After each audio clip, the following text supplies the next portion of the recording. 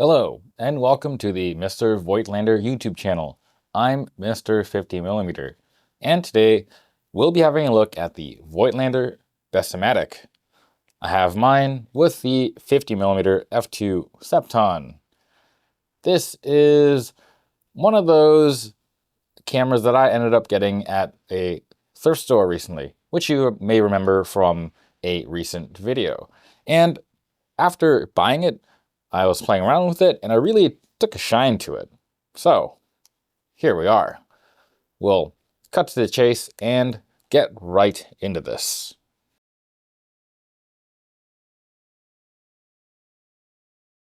What is the Voightlander Bessamatic? Obviously, it is this camera here. And the Bessamatic is a film SLR released in around 1958. And it features a variant of the DKL bayonet mount, which, by the way, is a strange mount. There are 7 variants of this mount, and 2 of them are under the Voightlander name. And they are generally not natively interchangeable. We're going to go on a tiny tangent here, but as I said, 7 different mount variations in this mount, with only slight changes to the mount pattern. And let's have a look at the one here. They basically are very similar mounts with the exception of what they use to mate to the lenses. That's these little ridges here. They call them noses, and these are tweaked to make the lenses not interchangeable between systems. Otherwise, technically, flange distances, locking mechanisms, all the other dimensions, they are the same. And let's see if I can put this back on. All right. Additionally, at some point, this mount might have been referred to as the German standard bayonet. If this is what passes for standard in Germany at that time, I'm glad we progressed away from that, because it's not that standard. Not at all. At any rate, as I said before, the fact is all these mounts are different just to make them not interchangeable and to keep their respective systems isolated from each other. And here's the thing, you can unisolate them if you want. It turns out if you take the the camera side of the mount, you can actually remove the aforementioned noses of the mount and make it a generic DKL mount, and then you'll be able to mount any DKL lenses generally, with some exceptions with some lenses, but for the most part, it should work.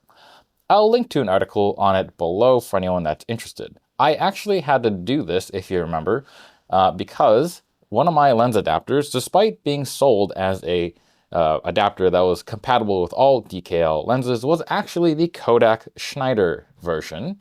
And let's have a quick look. I will remove the lens, and you can see, or maybe not, but I had to remove a notch that was there. And that's basically it. You shave it down with a Dremel or what have you, and once it looks like that, you're good to go fit this, or fit any DKL lens on it. Back to the Bessamatic. The camera is fitted with a selenium meter. It's right here. Mine still works, and it's pretty accurate.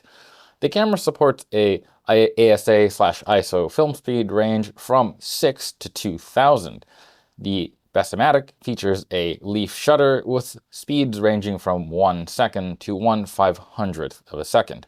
Focusing is obviously manual, and the viewfinder uses a split prism. The camera displays the metering results on the right side of the finder, where you'll find a traditional match needle metering system. And the system features no other indications through the finder, so it's a bit bare, but otherwise very functional. The Bessamatic without a lens comes in at a pretty hefty 935 grams. And according to an ad I found on the interweb, it was priced at $272.50 in 1960 Eagle dollars, which is now $3,008. Not a cheap camera by any stretch, and especially not so if you are looking at it in Maple Canadian Goose dollars? I don't know. Anyways, it is 4,180 Canuck bucks. Pricey.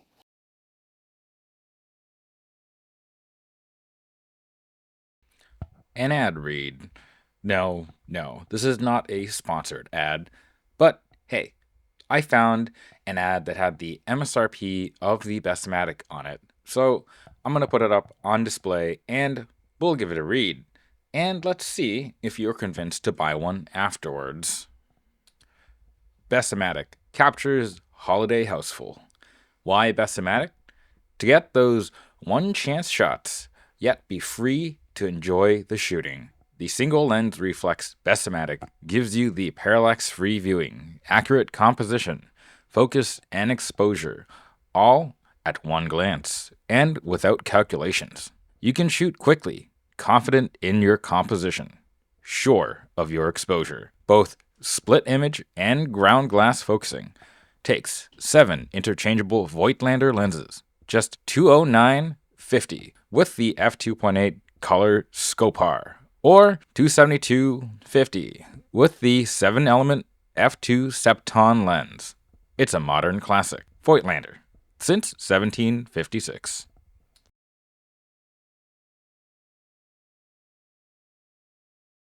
Operation and feel. This camera is obviously very solidly built. I mean, it has survived since the 50s.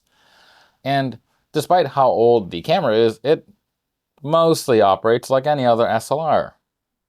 Just kidding. There are actually a bunch of fairly familiar elements, and we'll start with that. But there are a lot of things that take getting used to. This is not exactly like picking up a Canon AE1 and shooting. No. There are some things that we're still learning when it came to making cameras. Before we dive into the unfamiliar, though, let's tiptoe around the familiar. Ease ourselves into this camera. Looking at it at a glance, it looks like a mostly normal camera. You have a film advance right here on the right. There is a shutter button right there. And you have a film rewind switch up top over here. Neat. On mine, it actually has a cold shoe insert that sits atop the finder. It is removable. Good stuff. And on the left, you have a film rewind knob, and you can set your film speed here by pulling this tab and rotating. And we'll stop there, because you might have noticed there's a control under here. That's where some of the unfamiliar is, but I'm not done with the familiar. On the back, obviously you have a finder here, pretty normal. Unfortunately, there's no slot to put your film box thing. And looking at it from the front, again, normal stuff for the time, selenium meter above the lens, and that's right for the era. The prison hump doesn't look too exaggerated, and overall, at a glance, it's a familiar sight. But now, it's time to dive into the less familiars. For starters, the first thing that really threw me off was the fact that the mirror in this camera stays up until you wind the shutter. I believe it's referred to as a non-returning mirror. This means until you do this, you can't look through the finder. I mean, you can, but you're just going to see black. And for the first couple days of shooting, I genuinely forgot, so I'd bring the camera up to try to frame it up and be met with just a black screen. For me, this is both good and bad. It does take some getting used to, but what it does is it forces you to mentally frame up and give the shot a little more thought before you pull it up, give it a wind, frame, and snap.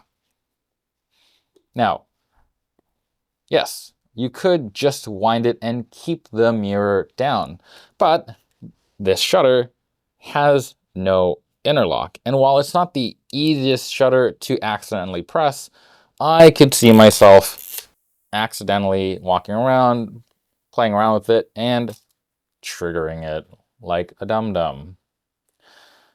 Now, this is, again, something that I don't mind. And if you like the idea of a more deliberate shooting experience, this might be worth a try. Next, when you do wind the camera up and the mirror is down, things get a bit interesting with the fact that the meter has no indications other than the needle and the circle to match up. There's no slow speed warnings, there's no aperture, no shutter in the finder, not on this version anyways. And in a way, I guess that makes it a bit of a distraction-free experience, but to me, it feels a little too bare. It's not something that I'm personally used to. I know I've used some old cameras, but not ones this old. I know there are some M42 cameras I have that have a very similar viewfinder arrangement without much in it, but I do really prefer having some more data, a little bit more hand holding. Maybe I'm just used to that. And let's move on to the next weird thing, and we'll back up a bit. Before we even get to shooting, let's talk about loading film. It's pretty normal. You have these little two tabs here, and you press them and pull away. And now you have the back of the camera open. You might also notice that there is a film counter here. Fun fact, it's not auto resetting. It's also a countdown counter, not a count up. So you have to manually set the starting number on your roll. And you do that by manually twisting this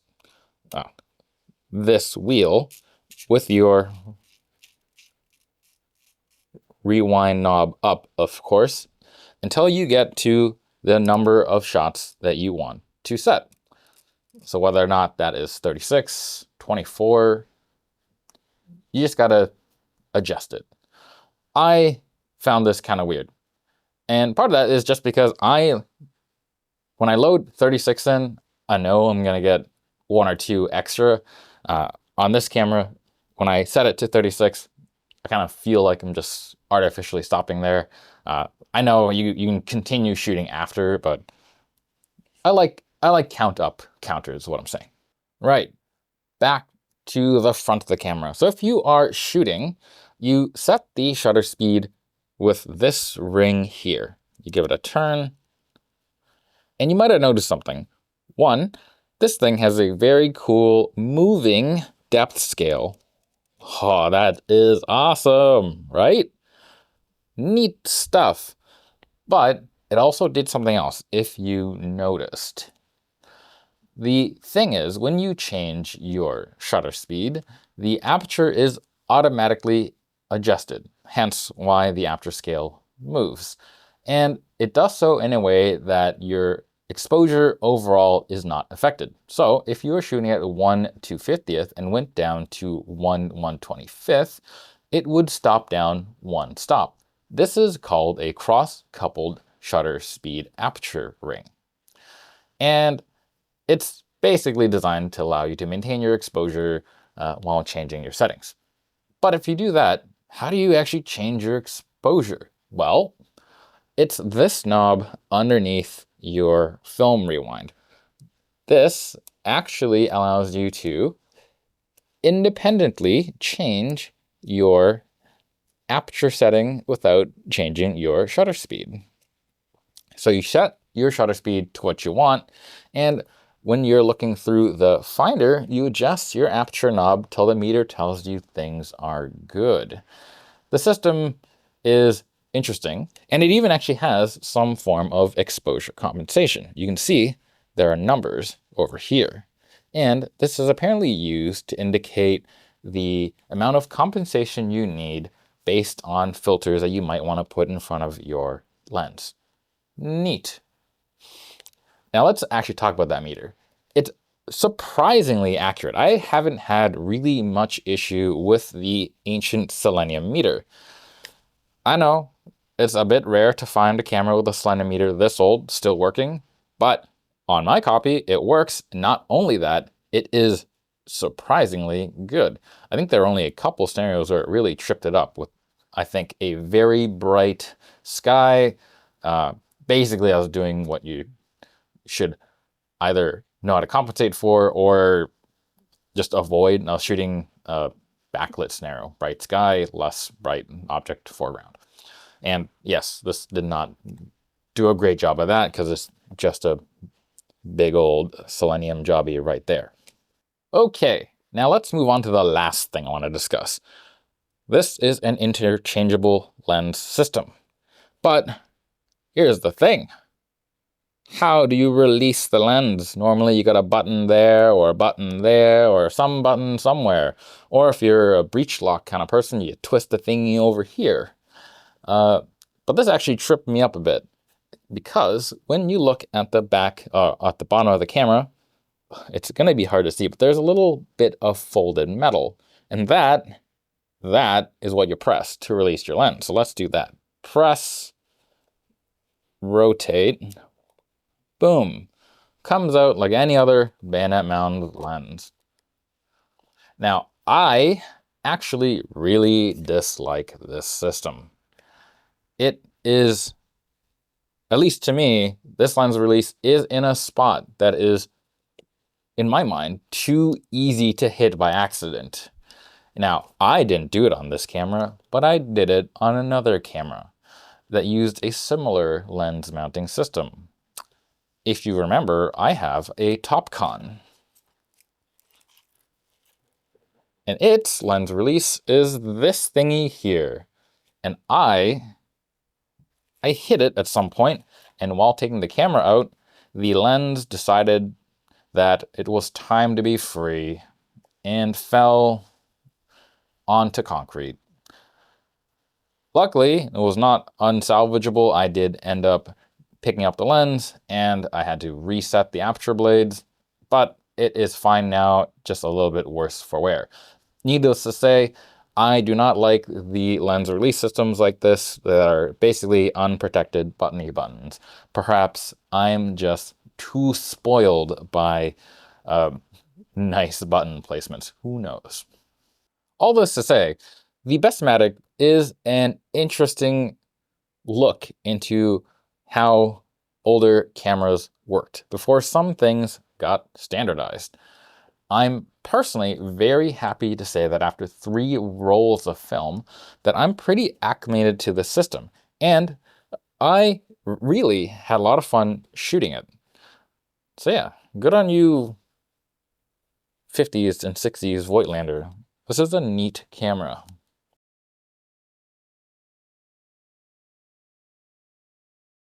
The lens. On here is my only real original Voightlander lens. Whoa, look at that. The Septon. So Septy. Let's back up. The Voightlander name is actually quite old, if you remember from the ad read, 17-something.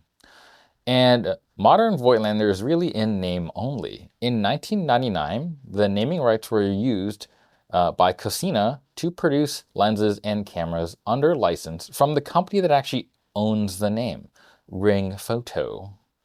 So yes, most modern Voigtlander stuff is Cosina stuff. But to be honest, it's still pretty awesome, so hooray. Anyways, tangent over. The lens that I'm looking at with this camera is, as I said, the 50mm f2 Septon. It's the quickest 50mm they made for the system. It's really quite lovely to look at. I like it. Look at that chrome body, so nice. It's a 7-element lens with 5 groups. It has a 5-bladed aperture, and its closest Closest to focus is 0.9 meters. It has a focus throw of about 170 degrees.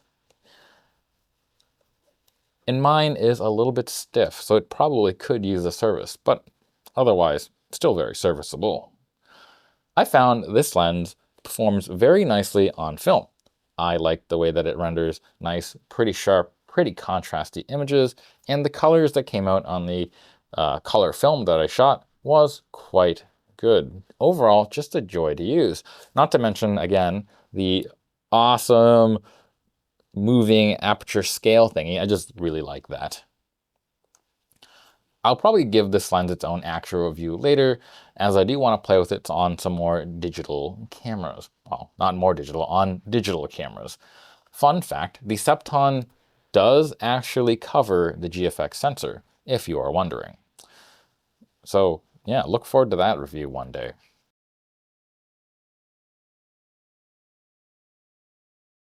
Film and scanning. For this sample gallery, we'll be seeing 2 rolls of Flic film Ultrapan 100. It's a black and white film, and it's developed by yours truly, me. And I did it using the Flic Film MQ developer kit. It's just a kit that I had, and I got it from my local photo supply shop. On top of that, there's also a roll of Kodak 200, and that was developed at my local film supply shop. By the way, if you are in the Halifax or surrounding area, and you do like film and or just camera stuff in general, you should check them out. It's Atlantic Photo Supply. It's not sponsored or anything. I just wanted to give them a shout out because they've been overall very awesome. At any rate, all of the film has been scanned using a Scan Dual 4, the Minolta thing, with a single pass at maximum resolution, with final edits then made in raw Thirfty. With that, let's have a look at some of these shots. Hold your horses. Before we get into the sample gallery, I will state this gallery will also be uploaded onto Flickr. I know, I've not been great at that, but for this video it's here, and it is in the link in the description below, so have a look at that if you like. All right, now let's have a look at the sample gallery.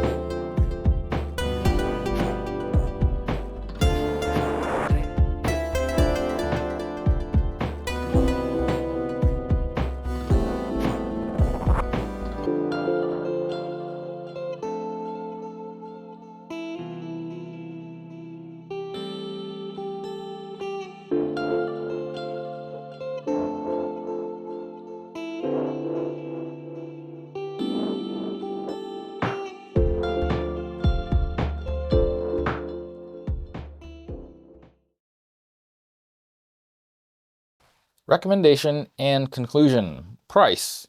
As is tradition, we'll have a look at that first. For the Bessamatic, it is actually a bit of a hard thing to peg down.